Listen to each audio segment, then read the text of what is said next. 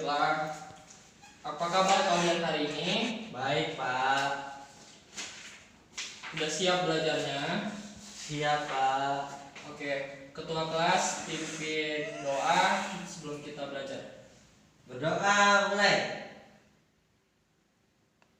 Berdoa selesai. Beri salam. Assalamualaikum warahmatullahi wabarakatuh. Waalaikumsalam. Baiklah, Bapak akan absen dulu. Yang tidak hadir siapa hari ini? Hadir semua, Pak.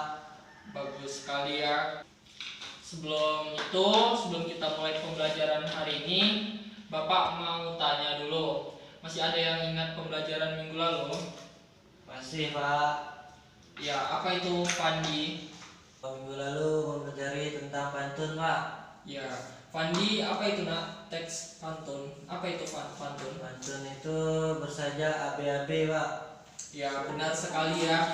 Jadi pantun itu adalah karya sastra lama bersaja abe-abe dan memiliki sampiran. Nah, untuk selanjutnya kita akan belajar teks prosedur. Sebelum itu Bapak mau tunjukin madinya ke kalian yang di sini yang Bapak tulis. Nah, di sini kalian udah lihat ada teks prosedur, ada pengertian teks prosedur, tujuan teks prosedur, macam-macam teks prosedur, terus struktur teks prosedurnya sama ciri-cirinya. Nah, pelajaran minggu ini kita memahami ini dulu sebelum lanjut ke contoh teks prosedurnya nanti. Nah, teks prosedur ini kan Bapak udah buat nih di papan tulis. Fandi boleh baca dulu nak. Teks prosedur adalah teks yang berisi cara, tujuan untuk membuat atau melakukan suatu hal dengan langkah-langkah yang tepat secara berurutan. Iya, benar ya, berurutan.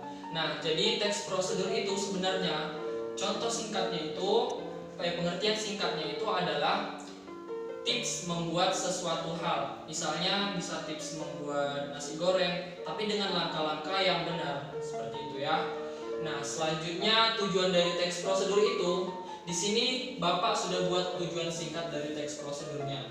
Jadi tujuan teks prosedurnya itu untuk menunjukkan atau menjelaskan bagaimana cara mengerjakan sesuatu dengan langkah-langkah yang urut agar memudahkan pembaca atau pendengar mengikuti perintah dari teks tersebut. Untuk selanjutnya Bapak akan menjelaskan macam-macam teks prosedur. Nah, di sini macam-macam teks prosedurnya ada 3, yaitu teks prosedur sederhana, teks prosedur kompleks, sama teks prosedur protokol. Nah, sebelumnya Fandi tahu tidak teks prosedur sederhana itu apa? Tidak, Pak. Belum ya, karena belum Bapak jelasin. Nah, jadi teks prosedur sederhana ini adalah teks prosedur yang dilakukan hanya dengan 2 hingga 3 aksi. Contohnya itu menghidupkan kipas angin, terus itu mematikan komputer. Kan itu kan langkahnya hanya sedikit ya. Nah, pasti kita semua anak-anak Bapak pernah mencoba kan untuk menghidupkan komputer atau mematikan komputer, itu pasti sudah hal yang lumrah kita lakukan. Nah, untuk selanjutnya itu ada teks prosedur kompleks. Di sini teks prosedur kompleks ini adalah teks prosedur yang cukup rumit. Dan contohnya itu pembuatan KTP, di mana saat kita membuat KTP kita melakukan banyak prosedur. Pembuatan KTP itu dilakukan tidak bisa hanya sehari, jadi dia itu ada step-stepnya dan itu memakan waktu. Misalnya melapor dulu ke kepala desa, terus selanjutnya lagi pergi ke kantor kecamatan, seperti itu. Selanjutnya itu yang terakhir itu ada teks prosedur protokol. Jadi teks prosedur protokol ini adalah teks prosedur yang prosedurnya dilakukan tidak terlalu rumit, seperti itu ya.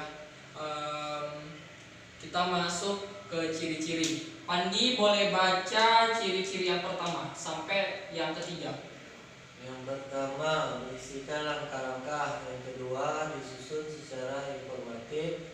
Yang ketiga, dijelaskan secara detail.